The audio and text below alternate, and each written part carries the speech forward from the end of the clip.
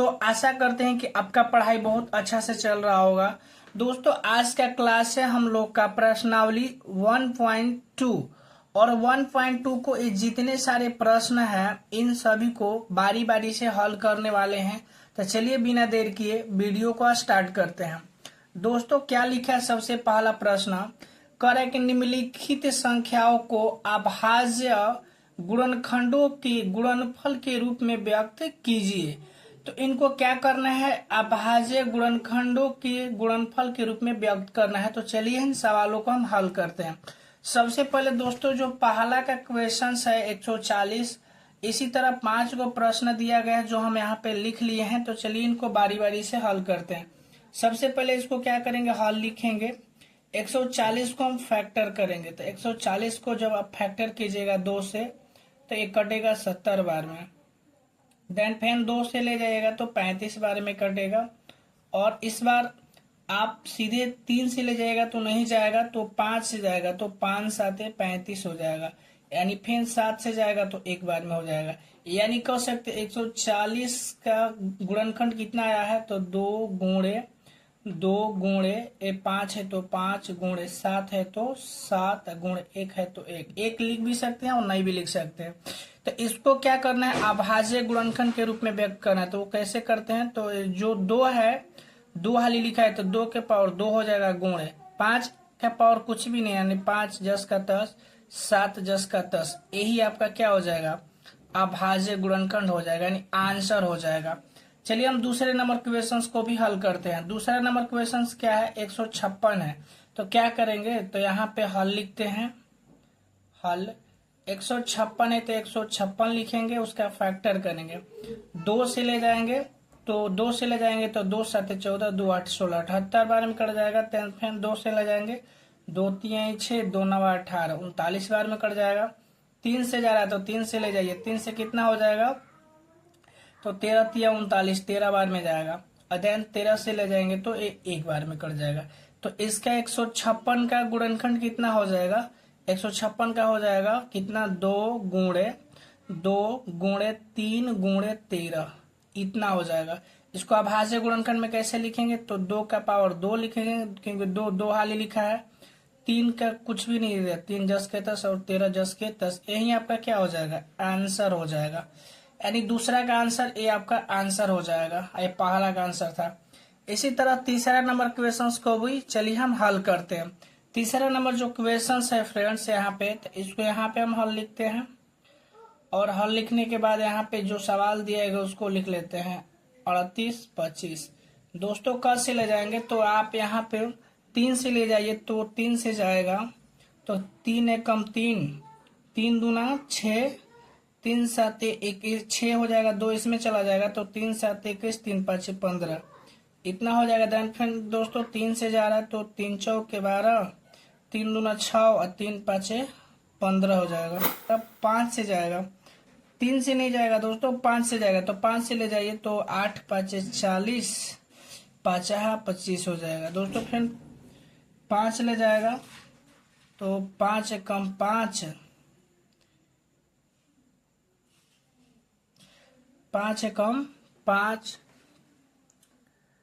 दोस्तों। फिर 5 से जाएगा तो 5 कम 5, इसमें हो जाएगा 3 5 7 35, इतना हो जाएगा 17।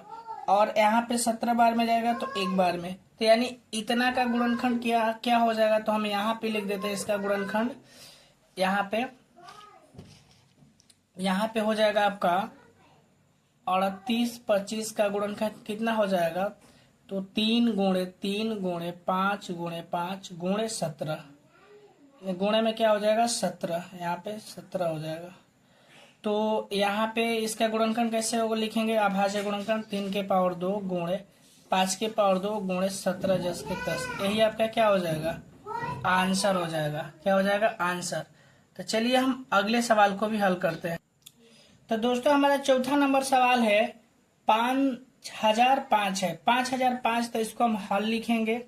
हल लिखने के बाद यहाँ पे 5005 लिखने के बाद यहाँ से क से जा रहा है तो दोस्तों 5 से जा रहा है तो 5 एकम 5, यहाँ पे हो जाएगा 0 0 1।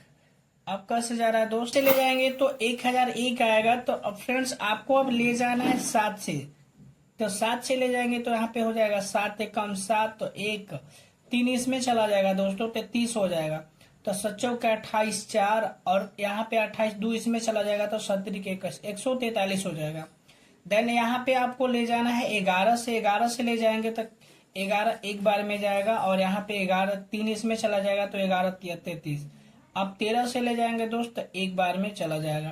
तो इसका गुणनखंड कितना हो जाएगा, तो इसका गुणनखंड आपका हो जाएगा 5000।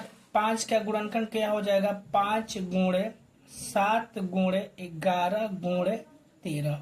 यही आपका अभाज्य गुणनखंड हो जाएगा, राइट आंसर।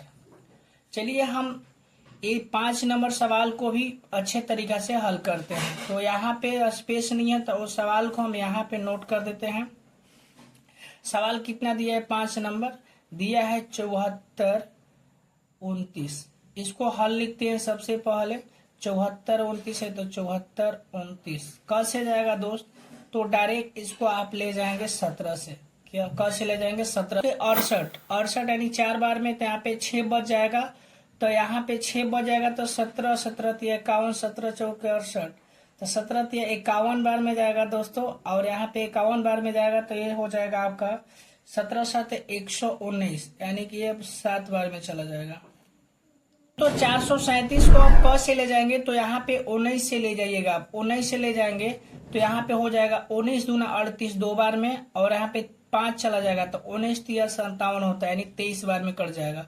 अब 23 से ले जाएंगे तो एक बार में कट जाएगा, यानी कि 17,029 का, यानी तो दोस्तों इसका गुणनखंड कितना हो जाएगा, तो इसका गुणनखंड हो जाएगा 17 गुणे 19 गुणे 23। यही इसका राइट आंसर हो जाएगा। तो दूसरे नंबर सवाल को भी बढ़िया से हल करते हैं। लिखा क्या है कि पूर्णांकों के निम्नलिखित युग्म के एचसीएफ और एलसीएम ज्ञात कीजिए तथा इसकी जांच कीजिए कि दो संख्याओं का गुणनफल बराबर एचसीएफ गुणे एलसीएम है। तो आइए हम इसको बनाते हैं और इसमें जांच भी करना है दोस्तों। तो चलिए हम इसको हल करते हैं। सबसे पहला सवाल क्या दिया है, 26 और 91। दूसरा दिया है 510 और 92। तीसरा दिया 336 और 54। तो सबसे पहला सवाल को हम हल करते हैं। पहला सवाल दोस्तों 26 और 91 का हम क्या करेंगे, तो एचसीएफ और एलसीएम ज्ञात करेंगे। तो चलिए हम पहले इसका गुणनखंड करते हैं। तो यहाँ पे हल लिखते हैं। हल लिखेंगे तो 26 का आपको गुणनखंड करना है, 2 से ले जाएंगे तो 13 दूना 26। अब नहीं जाएगा दोस्तों, 13 से ले जाएंगे तो एक बार में कट जाएगा। उसी तरह 91 का ले जाएंगे तो 91 को ले जाएंगे तो ये जा रहा है 7 से। कैसे जा रहा है, 7 से, तो हो जाएगा 13 7 91। 13 से जा रहा है तो एक बार में, यानी कि इसका एचसीएफ कैसे निकालेंगे, तो एचसीएफ और एलसीएम। आइए हम एचसीएफ और एलसीएम निकालते हैं। तो सबसे पहले हम दोनों का गुणनखंड लिखते हैं।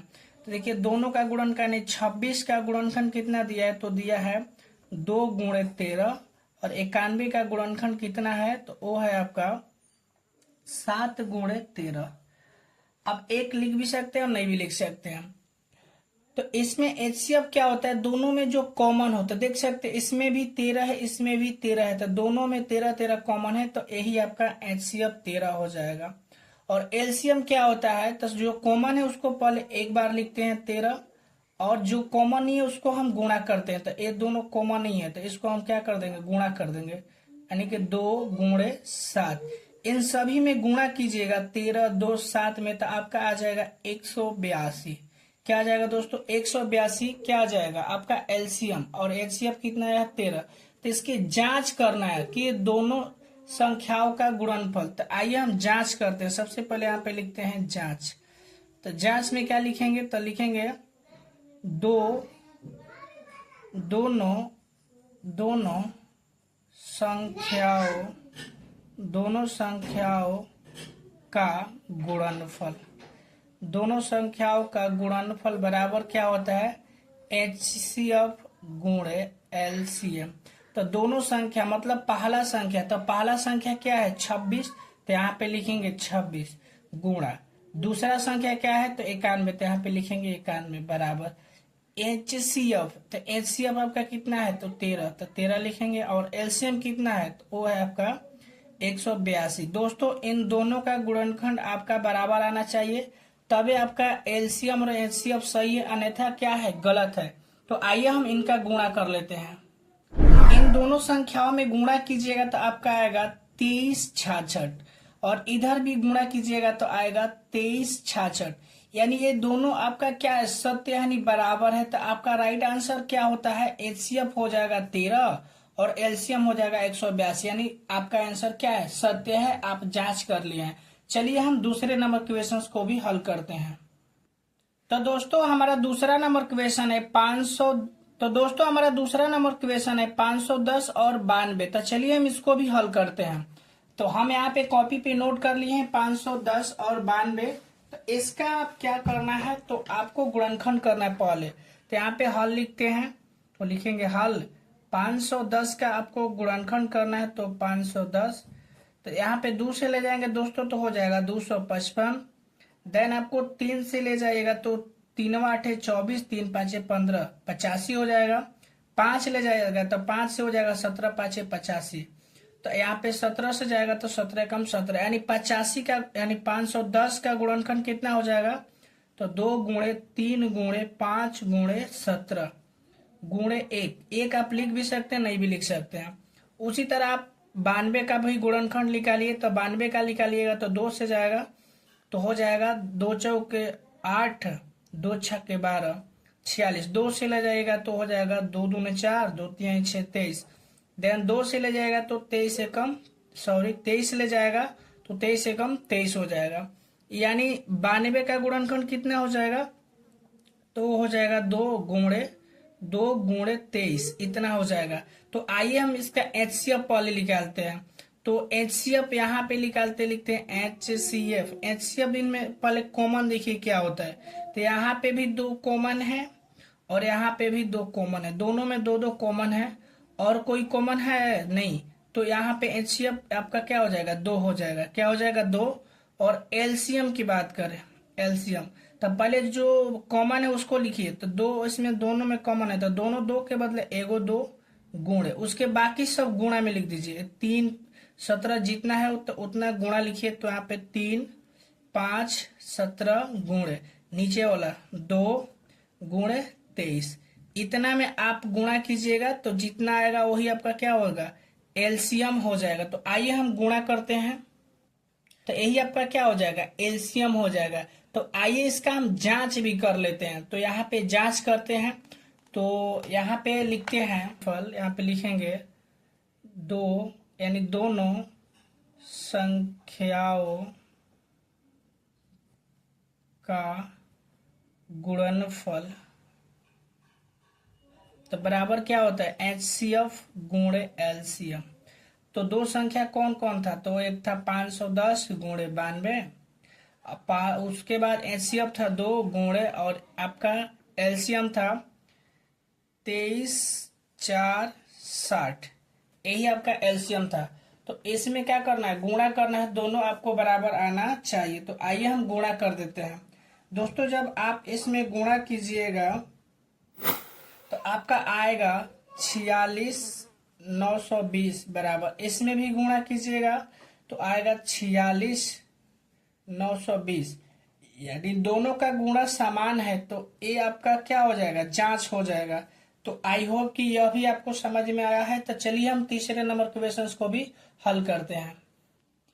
तो दोस्तों तीसरा नंबर क्वेश्चन है 336 और 54। तो आइए इसको पहले गुणनखंड करते हैं। तो दोस्तों तीसरा है 336 और 54। तो इसका हम पहले फैक्टर निकालेंगे। तो यहाँ पे 2 से जाएगा तो यहाँ से 2 से जाएगा तो 2 1 कम 2, इसमें 1 2 छक्के 12, 2 8 16। देन फिर 2 से ले जाएंगे तो 2 8 16, 2 चौके 8 हो जाएगा।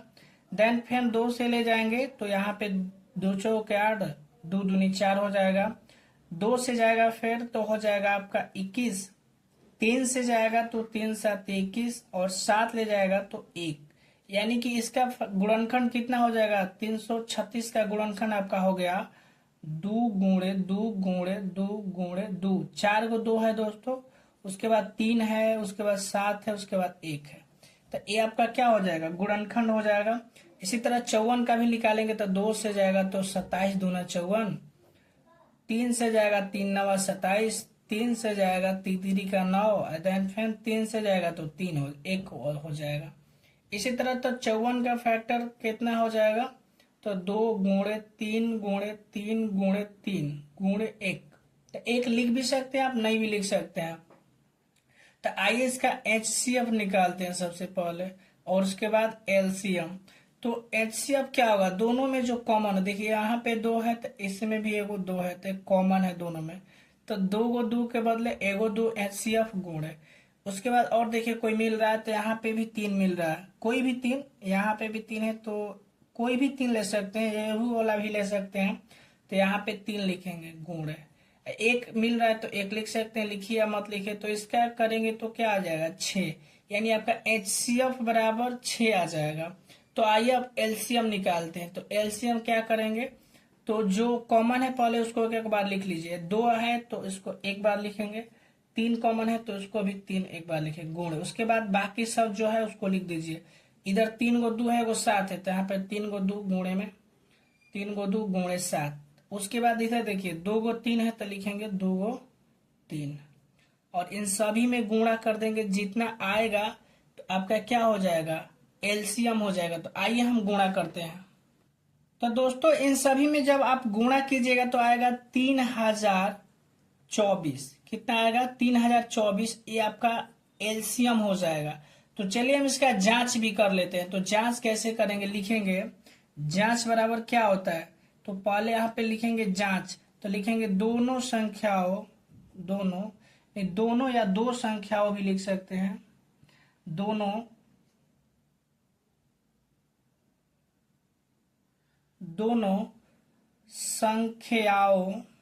संख्याओं का गुणनफल बराबर HCF गुणे LCM होता है। तो दोनों संख्या कौन है आपका, तो दोनों संख्या है, एक है 336 गुणे, उसके बाद है आपका 54 बराबर HCF है 6 गुणे LCM है 3024। इन दोनों में गुणा करेंगे, जो बराबर आ जाएगा तो क्या है, सत्य आपका राइट आंसर, ये दोनों हो जाएगा। तो आइए हम इसको गुणा करते हैं। तो 336 गुणे 54 करेंगे तो आपका आ जाएगा 18144। इसी तरह इसको में भी गुणा कीजिएगा तो आएगा 18144, यानी ये आपका क्या हो जाएगा, जांच हो जाएगा। तो आई होप कि यह समझ में आया होगा। चलिए हम तीसरे नंबर क्वेश्चंस को भी हल करते हैं। पहले पढ़ते हैं। तो लिखा है कि अभाज्य गुणनखंड विधि द्वारा निम्नलिखित पूर्णांकों के HCF और LCM ज्ञात कीजिए। तो इसको क्या करना है, अभाज्य गुणनखंड द्वारा आपको HCF और LCM दोनों ज्ञात करना है। तो आइए हम ज्ञात करते हैं। पहला क्या दिया है, 12, 15 और 21 का। तो यहाँ पे सवाल लिख लिए हम कॉपी पे, 12, 15, 21। तो सबसे पहले इसका गुणनखंड निकालते हैं। तो 12, तो 12 है तो 12, उसके बाद 15, तो 15 का भी गुणनखंड निकालेंगे और 21 का भी निकालेंगे। 12 का निकालेंगे तो 2 से जाएगा 2 छक्का 12, 2 से जाएगा 2 3 6, 3 से जाएगा एक बार में। उसी तरह 15 का 3 से ले जाएंगे तो 3 5 15, देन 5 ले जाएगा तो एक बार में। इसी तरह 21 का जाएगा तो 3 बार में, तो 3 7 21, 7 ले जाएगा तो एक बार में। यानी कि 12 का गुणनखंड कितना आ गया, 2 गुणे 3। उसी तरह 15 का है तो यहाँ पे 3 है तो यहाँ पे भी 1 उतार देंगे, क्योंकि 1 भी जरूरी है। 15 है तो 15 का भी 3 गुणे 5 गुणे 1, और यहाँ पे 21 का गुणनखंड कितना है, तो 3 गुणे 7 गुणे 1। तो अब इसका क्या निकालेंगे, HCF और LCM। तो आइए HCF निकालते हैं पहले, उसके बाद LCM निकालेंगे। तो HCF इसमें कॉमन देखेंगे, तीनों में क्या कॉमन है। तो देखिए इसमें भी 3 है और इन तीनों में 3 3 है। तो आपका HCF क्या हो जाएगा, 3। HCF क्या हो जाएगा, 3। और 1 है तो 1 भी ले सकते हैं, तो लेकिन गुणा कीजिएगा तो 3 आएगा, यानी HCF आपका 3 हो जाएगा। LCM कैसे निकालेंगे, तो LCM सबसे पहले जो कॉमन है उसको एक बार लिखेंगे, 3 गुणे, बाकी 2 को ऊपर है 2, तो 2 गुणे 2, उसी तरह नीचे वाले में 5 है तो 5 गुणे, इसी तरह इसमें है 7, इसमें लिखेंगे 7 और इन सभी में गुणा कर देंगे, जितना आएगा आपका क्या हो जाएगा, एलसीएम हो जाएगा। तो आइए हम इसको गुणा कर लेते हैं। आप इसमें गुणा कीजिएगा तो आएगा 420। 420 आपका क्या हो जाएगा आंसर, यानी एचसीएफ आपका 3 और एलसीएम 420 हो जाएगा। तो चलिए हम दूसरे नंबर क्वेश्चंस को भी हल करते हैं। तो दोस्तों दूसरा नंबर क्वेश्चन है 17, 23 और 29। तो इसको पहले हल लिखते हैं। तो 17 का गुणनखंड निकालेंगे, 23 का निकालेंगे और 29 का निकालेंगे। तो आइए हम इसका गुणनखंड निकालते हैं। तो 17 17 बार में जाएगा तो एक बार में, उसी तरह 23 23 से जाएगा तो एक बार में कट जाएगा और 29 29 से जाएगा तो एक बार में, यानी कि कह सकते हैं 17 का गुणनखंड क्या हो जाएगा। तो 17 का गुणनखंड होगा 17 गुणे 1। उसी तरह 23 का गुणनखंड क्या हो जाएगा, तो 23 का गुणनखंड होगा 23 गुणे के 1 और 29 का गुणनखंड क्या हो जाएगा, तो 29 गुणे 1 हो जाएगा। यानी इसका एचसीएफ क्या हो जाएगा, तो एचसीएफ आपका देख सकते हैं तीनों में एक कॉमन है तो एक इसका एचसीएफ हो जाएगा। और एलसीएम क्या हो जाएगा, तो जो कॉमन नहीं है उसको गुणा कर दीजिए। तो यहाँ पे 1 है तो कॉमन पहले 1 गुणे में क्या हो जाएगा, उसके बाद 17 गुणे 23 गुणे 29, इन सभी में गुणा कीजिएगा, जितना आएगा आपका क्या हो जाएगा, एलसीएम हो जाएगा। तो आइए गुणा करते हैं। तो दोस्तों जब आप इसमें गुणा कीजिएगा तो आएगा 13, 33 और 9, इसका राइट आंसर हो जाएगा। तो आई होप कि यह भी समझ में आया होगा। तो चलिए, तो दोस्तों हमारा तीसरा सवाल है 8, 9 और 25। तो इसको भी हम हल करते हैं। तो यहाँ पे 8 का भी फैक्टर निकालेंगे और 9 का भी निकालेंगे और इसी तरह 25 का भी निकालेंगे।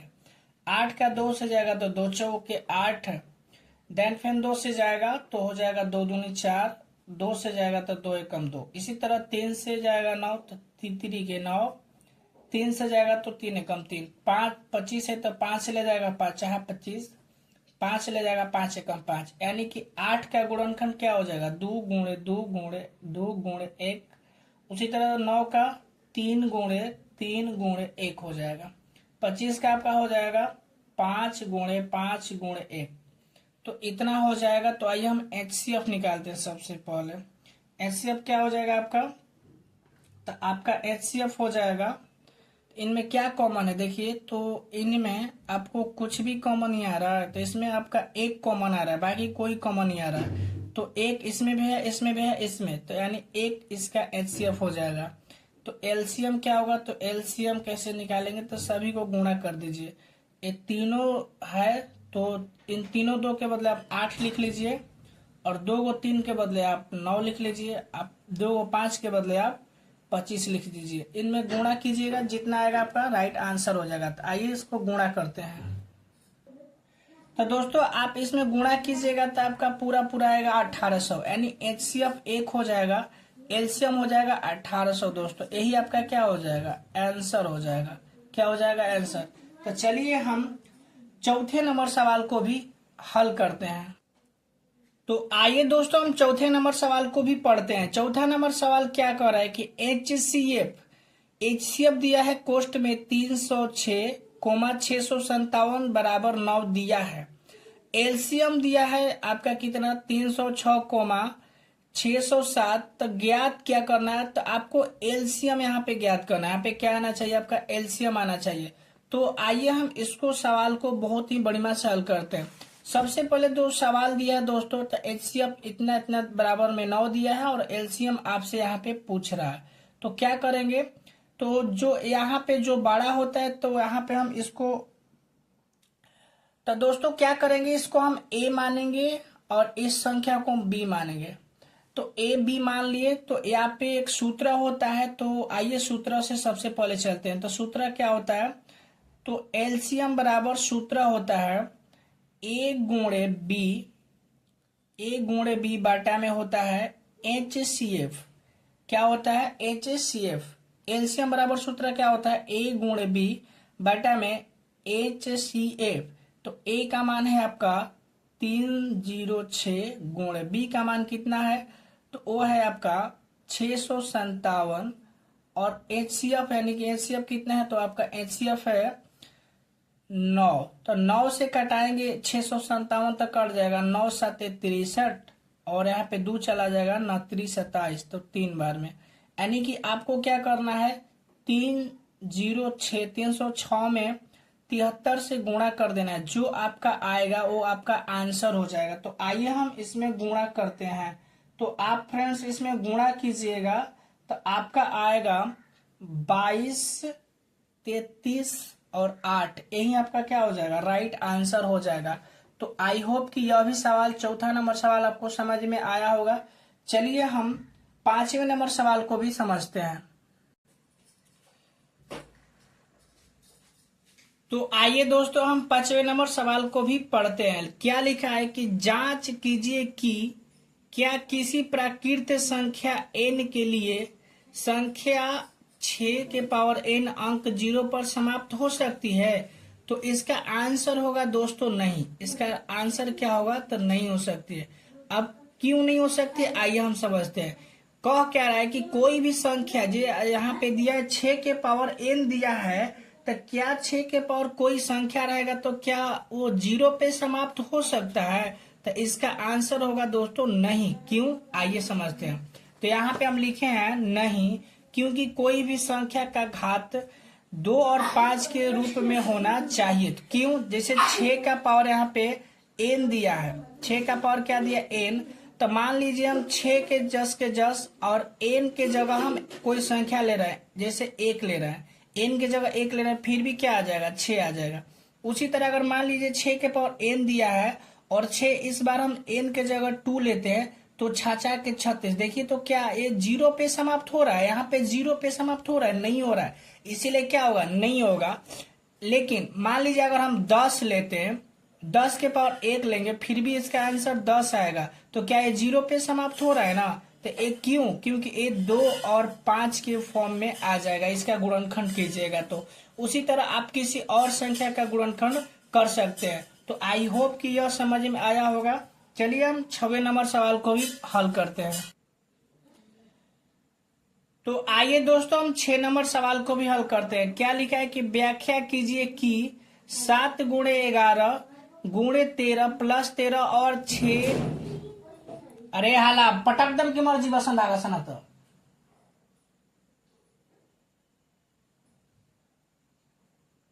शांति ले रहा लिखे जाते।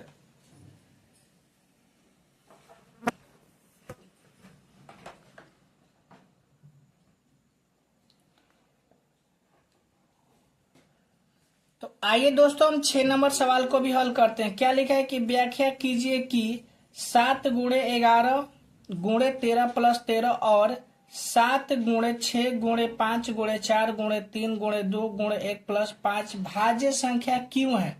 तो आइए हम समझते हैं कि भाज्य संख्या क्या होता है। सबसे पहले बता दें दोस्तों, ऐसा संख्या जिसका गुणनखंड 3 हो, क्या हो, 3 हो, यानी कह सकते हैं कि वह संख्या जो 1 से कटे तथा दूसरे से, अपने आप से और दूसरे से भी कटे, उसे हम बोलते हैं भाज्य संख्या। तो आइए हम इसको सबसे पहले समझते हैं।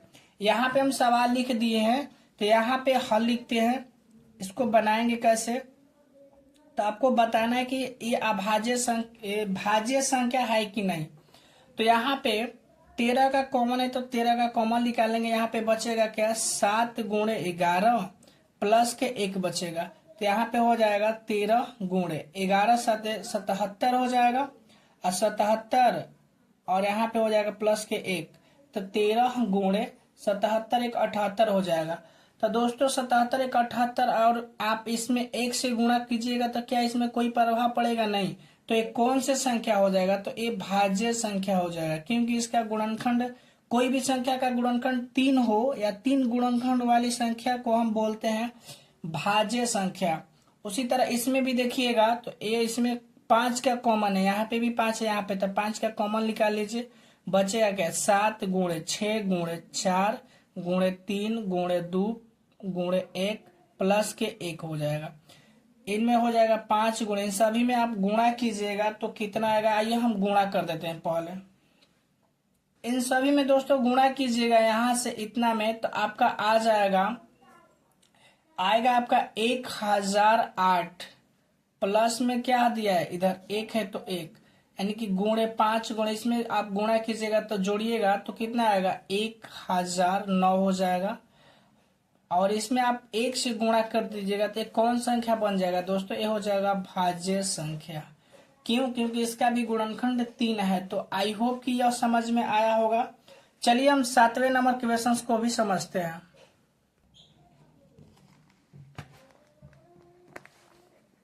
तो आइए फ्रेंड्स हम 7 नंबर क्वेश्चंस को हल करते हैं। सबसे पहले क्या लिखा है कि किसी खेल के मैदान के चारों ओर एक वृत्ताकार पथ है।